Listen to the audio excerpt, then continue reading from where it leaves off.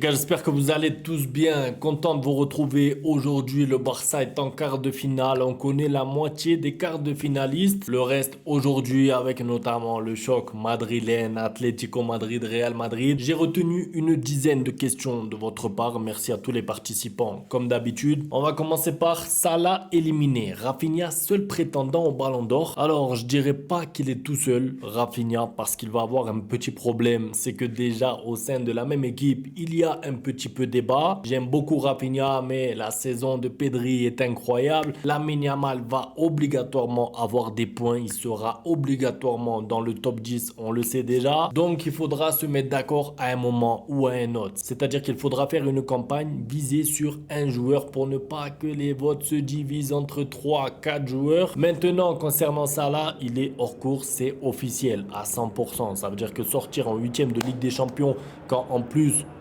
il y a un avion, un hélicoptère qui passe. Quand en plus, tu as peu de matchs références dans le jeu, parce que moi je veux bien les statistiques de Salah. Ok, d'accord, mais dans ce cas-là, je peux vous sortir les statistiques de Lewandowski et vous dire, regardez, Lewandowski, c'est le meilleur buteur en Europe, il est favori Ballon d'Or. C'est pas comme ça. Au bout d'un moment, quand on aime le football, on aime autre chose que juste les stats. Il faut des stats, oui.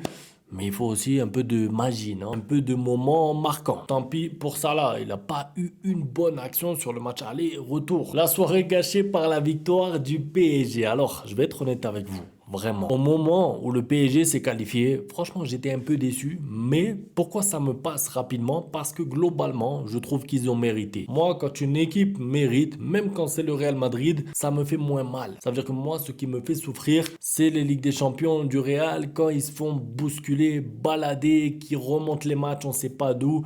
Ça me fait mal. Mais quand une équipe est meilleure, quand elle passe, quand elle mérite, on applaudit. Maintenant, on le sait, dans la communauté Barça, pour la plupart en tout cas, on n'est pas fan du PSG. Moi, ce que j'ai envie de vous dire, c'est que de toute façon, il y a un PSG Madrid qui se profile là. C'est-à-dire qu'en demi-finale, ils vont se battre, ils vont s'affronter. Donc moi, je me fais pas de soucis. Le Barça est dans la moitié de tableau opposé. Et comme je vous ai dit, en fait, Liverpool qui reçoit au retour à Anfield, il gagne à l'aller après un miracle. S'ils n'arrivent pas à se qualifier avec tout ça, c'est que le PSG a mérité, tout simplement. Et puis même quand tu vois les prolongations, je pensais que Liverpool allait accélérer un petit peu. Je pensais qu'ils allaient prendre un peu plus de risques. Non, ils ont attendu les tirs au but, alors qu'il y a Donnarumma en face, c'était du suicide. Tout ça pour dire que du coup, ça m'a pas gâché ma soirée. Par contre, je vous mens pas, j'attendais peut-être une surprise côté soit Inter Milan, bon pas le Bayern puisque à l'aller le 3-0 c'était terminé, mais au moment du tirage, je me suis dit peut-être qu'il y aurait une surprise, soit le Feyenoord qui sort l'Inter, soit c'est pas arrivé, c'est pas grave. De toute façon, pour aller gagner la Ligue des Champions, il faudra battre tous les gros, donc que ce soit le Bayern, que ce soit Dortmund, Ankara ou Lille ou peu importe. Penses-tu que Rafinha peut battre le record de buts sur une Ligue des Champions de Cristiano Ronaldo? Alors le record c'est 17 je crois,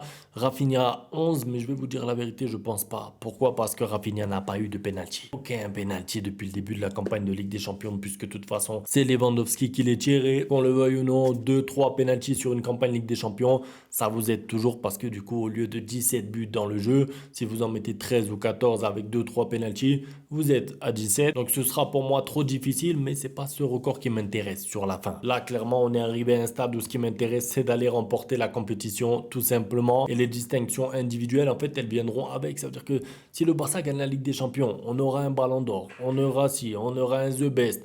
Vous inquiétez pas trop pour tout ça. Le plus important, c'est que le collectif tienne la route jusqu'au bout de la saison. Le Barça peut-il aller au bout? Regardez, regardez le tableau, je vous le mets là. Donc évidemment, il va évoluer aujourd'hui avec les matchs de ce soir. Je sais pas vous, moi je trouve qu'il y a quelque chose à faire. C'est-à-dire que c'est pas pour dire que le Barça est la meilleure équipe d'Europe, mais en tout cas, elle est là parmi les meilleures prétendantes au titre. Ça fait un moment qu'on l'a pas dit ça. Et une chose, c'est de le dire parce qu'on les aime et parce qu'on les supporte. Et une autre chose, c'est que même les spécialistes football hors Barça, c'est-à-dire les gens un peu neutres le pensent aussi. Le Barça a fait bonne impression, le Barça a une bonne équipe et le Barça fait partie des favoris. Quelle est l'équipe qui te fait le plus peur en Ligue des Champions cette année? Honnêtement, c'est difficile à dire parce qu'il y en a plusieurs maintenant. Ça veut dire que toutes les équipes qui arrivent en quart, généralement, de toute façon, sont forts. Alors on va pas non plus se mentir, il y a Bruges contre Aston Villa, c'est un peu léger. Il y a Dortmund Lille, même si c'est des bonnes équipes, sur le papier, c'est moins fort que le Bayern, c'est moins fort que l'Inter, c'est moins fort que le Real et moins fort que le PSG. Si je devrais devrais te citer que 2 équipes, je te donnerai actuellement le PSG qui franchement, je vais pas vous mentir, m'a quand même impressionné entre le match aller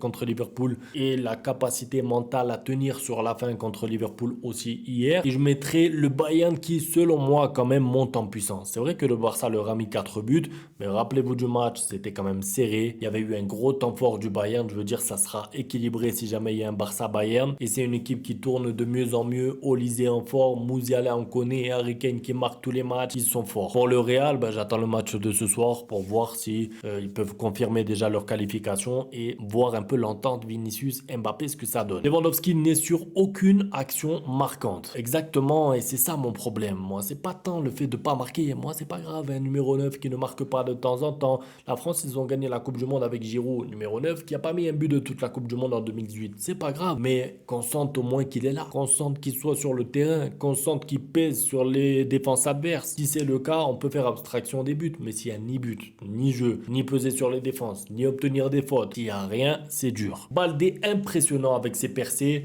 Impressionnant, c'est le mot. C'est le mot parce que plein de fois, il part en percée. Et moi, je ne sais pas vous, mais moi, je me dis, aïe, aïe, aïe, il va perdre la balle et on va se prendre un contre.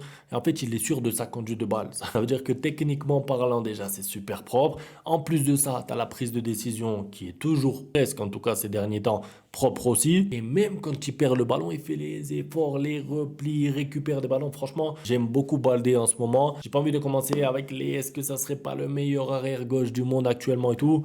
Je sais pas, mais en tout cas, il est très fort et il fait du bien surtout parce qu'il peut enchaîner. Et d'ailleurs, j'espère qu'il aura un peu de repos en Liga. Peut-être pas ce week-end évidemment parce que c'est dur. Tu joues contre l'Atlético, mais par la suite. Pourquoi on joue nos prochains matchs de Ligue des Champions à l'extérieur au retour? Alors oui, ça clairement, ça sera pour moi en tout cas quelque chose que la Ligue des Champions, l'UEFA, la FIFA va devoir améliorer pour la suite, pour les autres saisons. Parce que j'aimerais bien que ce soit un peu comme en Amérique, là, en MLS ou même les playoffs du basket. Quand tu es mieux classé, tu dois avoir un avantage sur toute la compétition. En fait, c'est pas juste sur les huitièmes et ensuite c'est un tirage parce que du coup, tu as fini premier ou deuxième, mais dès que tu arrives en quart, eh ben, c'est le hasard. Tu peux jouer au retour. Maintenant, la vérité aussi, c'est que regardez, jouer à l'extérieur au retour ne veut pas forcément dire élimination. Regardez le PSG, jouer à Anfield au retour, gagner, se qualifier là-bas sur 120 minutes. À le Real qui joue aujourd'hui, s'ils se qualifient, eh ben, ils joueront le retour à l'Atlético, ils se seront qualifiés quand même, je veux dire. Tant que tu es sérieux sur l'aller et sur le retour, tu as tes chances pour te qualifier. Des rumeurs sur le retour de Ter Stegen pour les quarts de finale, je garde Tech. Et toi, clairement, je garde Tech aussi, il n'y a même pas de débat.